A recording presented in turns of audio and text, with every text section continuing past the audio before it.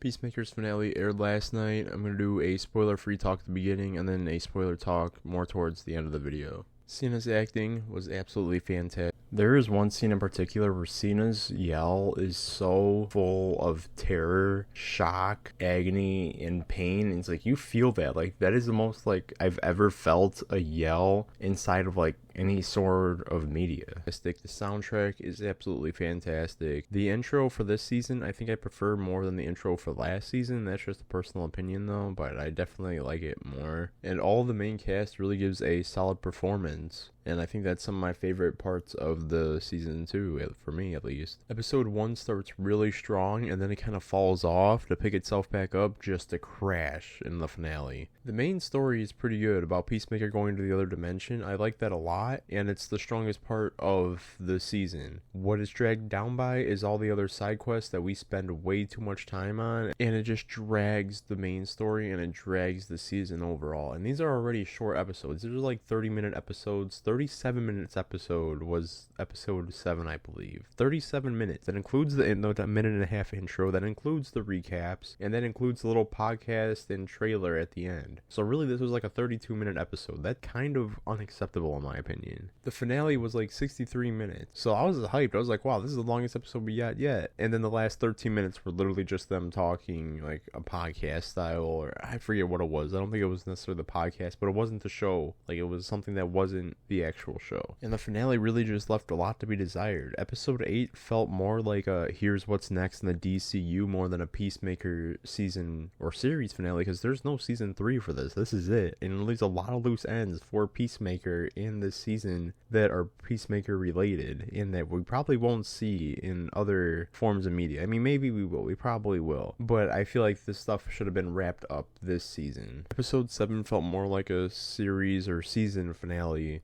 That's how I thought this was going to be. I thought episode 7 was going to be like more, okay, this is kind of like we're going to wrap everything up in this season, and episode 8, then we're going to kind of like wrap up the series. But no, instead, I kid you not, in the last episode, we get 2 musical scores. So that whole 53 minutes of episode that we get, there's 2 music scores in there. So just keep that in mind when you're watching it, and don't be surprised. Also, I believe James Gunn overhyped this series a lot, season 2 a lot. That might have tampered expectations. But as much crap as I'm giving it, and as much as I don't like the side quest that's going on in the background, the main story is good. Cena's character, Peacemaker, does go through a lot of emotional like change and trauma again, and Cena's just a fantastic actor. I mean, I love John Cena as an actor. He's my favorite wrestler turned actor. And Peacemaker as a character, you could see how much he's really changed since being introduced in the Suicide Squad through season 1 of Peacemaker through season 2, and how he's really just trying to fix his past mistakes, and it's not as easy as he thinks it's going to be. Anyway, for the series overall, I think pre-finale I would have given this a 7,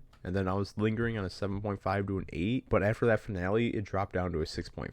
Season 2 gets a 6.5 out of 10. It's still worth watching. I think it's still a decent enough show where you could get enjoyment out of it, and if you want to keep up with the DCU, there's a lot of interconnectivity, which is something I'll give it credit for. And yeah, now I'm going to get into spoiler talk. In 3, 2, 1. I gotta say, episode 1 started way too strong, like, for the rest of this series. I'm glad that we get in the alternate dimension like fast. Like, episode 1, we're already there. He's already meeting Keith. He's already meeting the alternate version of his dad. I'm like, all right, great. Like, the pacing is gonna be like this is gonna be like really fast pacing. Like, we're gonna see a lot.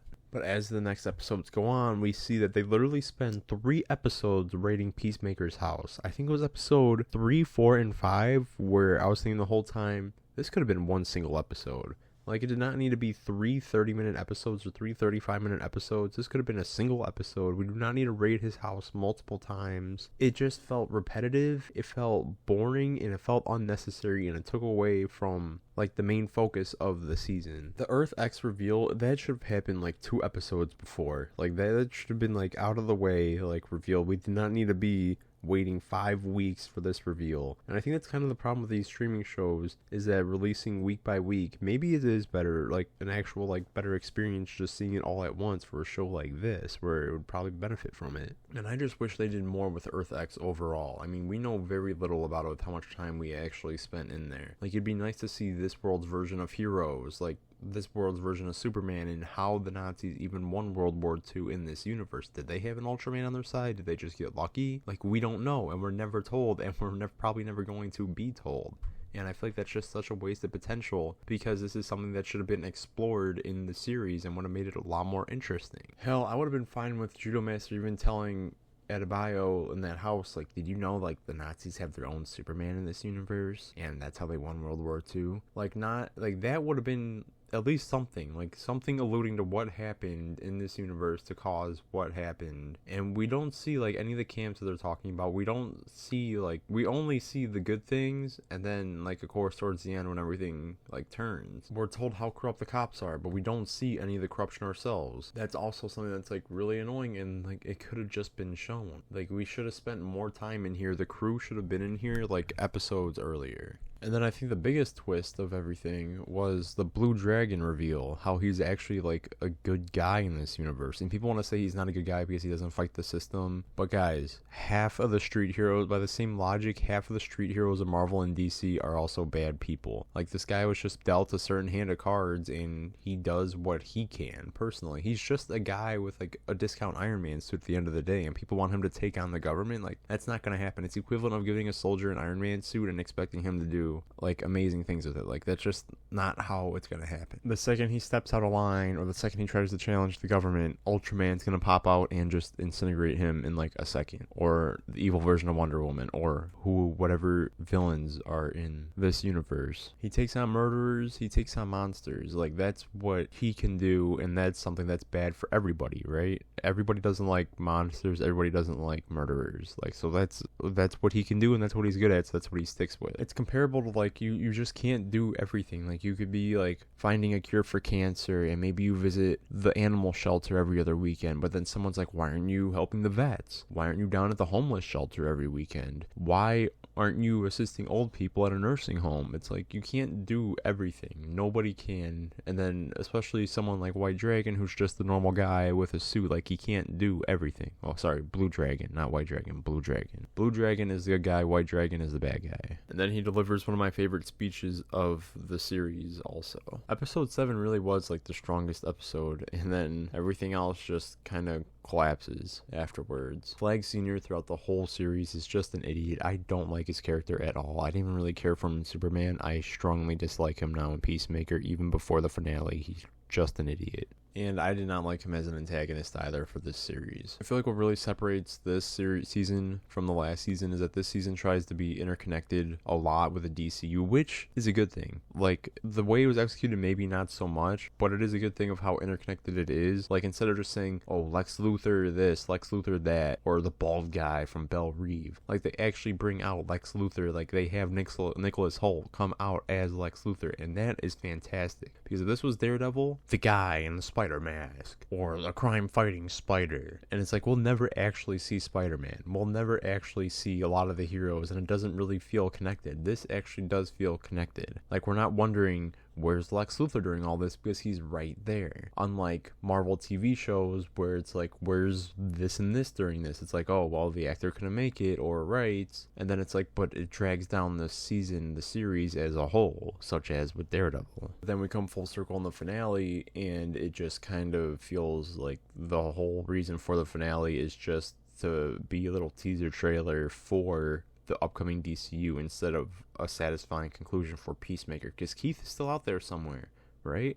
And the thread is just left open. Like, we still have to figure out, like, what happens, if we even do figure out what happens with Keith. And I kind of wish they Argus would have went into that dimension, right, and just seen, like, how things were, or if that was, like, it was technically inhabitable, right, but there was other people in there, so maybe not, but it didn't really seem like they did that much research on Paradise Island, or whatever it's called, Salvation, in the first place, so I don't know. What I did kind of like about this season is how much conversation people were having, like, about with Blue Dragon and his moral compass, and Peacemaker and his ignorance in a way. Like, how did you not realize this was, like, Nazi land? And then he's like, how was I supposed to know the copies of Mein Kampf on the desk? But then I feel like that moment kind of gets ruined by the giant mural of Hitler, because, like, anybody would have noticed that.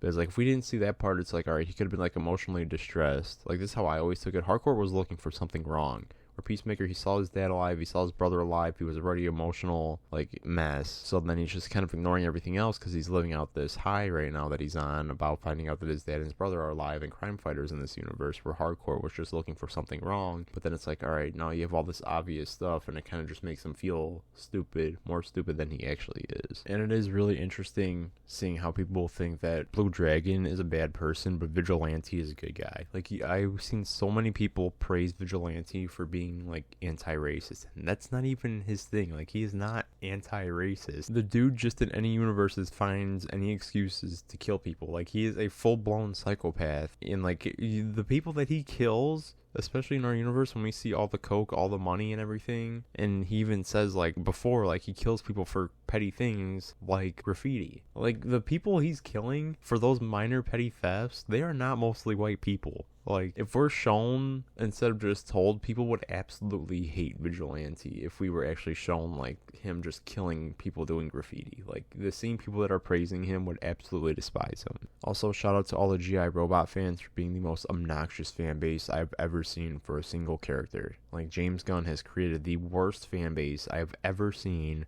for a single character. They are so obnoxious, and I could do a whole video on people just not understanding G.I. Robot, right? And it's a very certain demographic of people, the same people that yell at you for not having media literacy, which is ironic. It's the same group of people that think every piece of media is catered towards them, and that you just don't have media literacy, you don't understand this or that, and it's very annoying and very obnoxious. And of course, he didn't cameo, nobody cameoed except Lex, and I feel like that was kind of disappointing. I mean, it would have been cool just to see David as, like, an Ultraman in, like, one frame, or, like, the picture of a book. Like, that would have been awesome, but we didn't get that. Instead, we got a disappointing finale. It did set up Checkmate. Maybe that's what the Amanda Waller series is going to turn into. We'll probably get a show about them. Titties wasn't in that group, unfortunately. I feel like she would have been in it, especially after seeing Casino Man get his face eaten alive by those imps. I just wish we would have saw more of the other dimensions. I wish we would have explored more of Earth 2 or Earth X. But yeah, Peacemaker's stuck on Salvation Island. Maybe he gets saved by Superman and Man of Tomorrow. Who knows when the next time we'll see these characters. James Gunn said we'll see them soon,